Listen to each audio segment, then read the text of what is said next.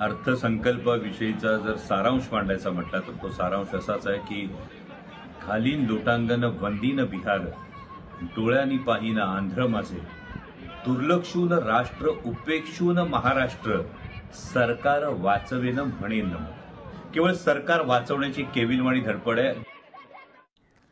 तर आपण पाहत होतो की संसद भवनाच्या बाहेर विरोधकांनी हे आंदोलन केलं। मात्र विरोधकांच्या या केलेल्या आंदोलनावर उपमुख्यमंत्री फडणवीस यांनी काय प्रतिक्रिया दिली आहे ते सुद्धा पाहूयात। मोदींच्या अजेंड्यावर प्राथमिकतेने महाराष्ट्र आहे असं वक्तव्य फडणवीस यांनी केलंय।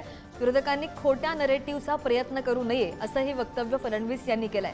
दुसरीकडे राज्यामधील आम्ही जे मागितलं ते नक्की मिळेल असंही फडणवीस म्हणाले। माझा सल्ला आहे, या ठिकाणी केवळ नरेटिव्ह करता राजकारण करू नका। आपल्या राज्याला काही मिळालं पाहिजे अशी भावना असेल तर त्याचा पाठपुरावा करा।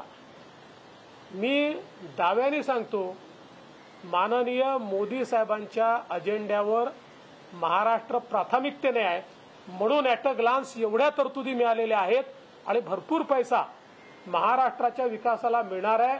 किंबहुना मुख्यमंत्री एकनाथराव शिंदेजींच्या नेतृत्वात ज्या ज्या गोष्टी आम्ही मागितल्या त्या सगळ्या गोष्टी आम्हाला मिळतील हा मला विश्वास